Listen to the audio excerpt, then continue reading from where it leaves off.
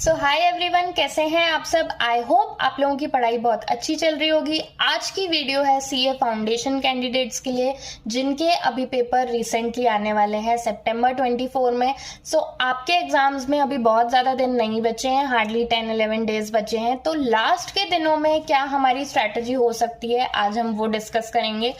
If we start from 2 सितंबर, आज से अगर हम स्टार्ट करें, हमें हर सब्जेक्ट को 3 डेज एलोकेट करने हैं। सपोज 2nd, 3rd और 4th को आपने अकाउंट्स कर लिया, 5th, 6th, 7th को आपने इकोनॉमिक्स कर लिया, 8th, 9th एंड 10th को आपने मैथ्स कर लिया।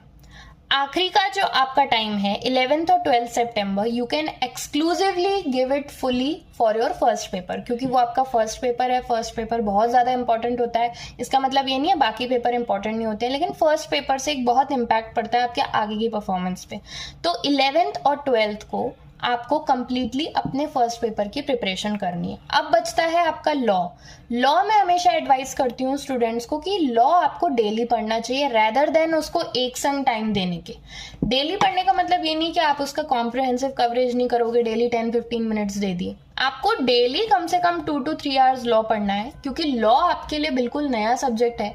इकोनॉमिक्स फिर भी आपने 11th-12th में पढ़ा है, थोड़ी उसकी टेक्निकल डिटेल्स आपको कुछ पता है, लेकिन लॉ बिल्कुल नया सब्जेक्ट होता है। जब आप सीए फाउंडेशन में आते हो, लॉ में आपको टेक्निकल लैंग्वेज यूज करनी पड़ती है, लॉ में आपको प्रेजेंटेशन का ध्यान देना पड़ता है। तो इसीलिए मैं एडवाइस करूंगी कि लॉ आप डेली पढ़ो।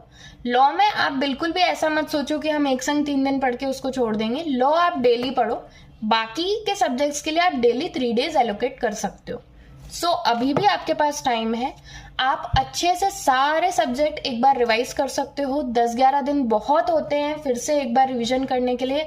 मार्क्स में ड्रास्टिक डिफरेंस आ जाता है अगर आपने लास्ट के डेज को अच्छे से यूटिलाइज किया तो।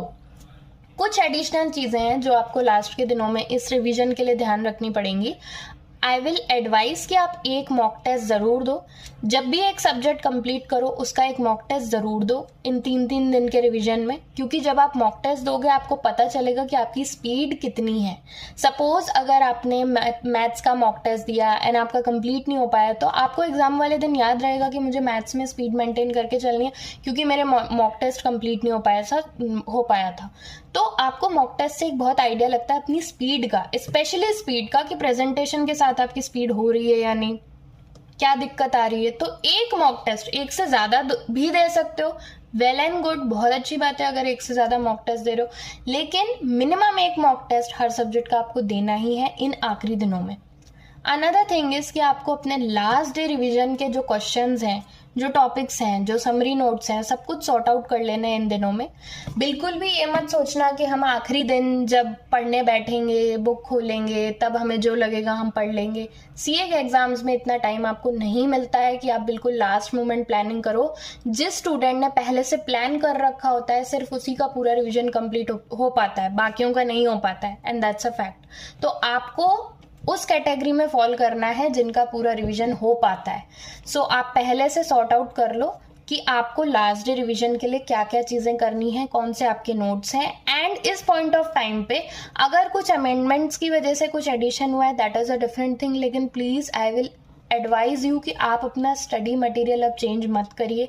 जिस भी स्टडी मटेरियल से आपने पढ़ा है अभी उस पर विश्वास रख के आपको आगे बढ़ना है एंड उसी से रिवीजन करना है। अब आप बोलोगे कंटेंट तो सेम है, तो अगर स्टडी मटेरियल चेंज कर लिया तो क्या होगा, उससे बहुत इम्पैक्ट पड़ता है। अभी आपका जो भी स्टडी मटेरियल है, अगर आपका कोई टॉपिक रह गया है और आपके मटेरियल में कवर्ड नहीं है, then it is a different thing.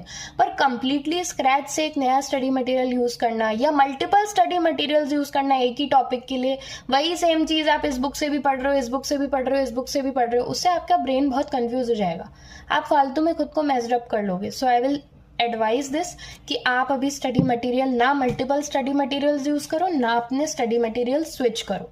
So that's it from my side. All the best for your CA foundation exam September 2024।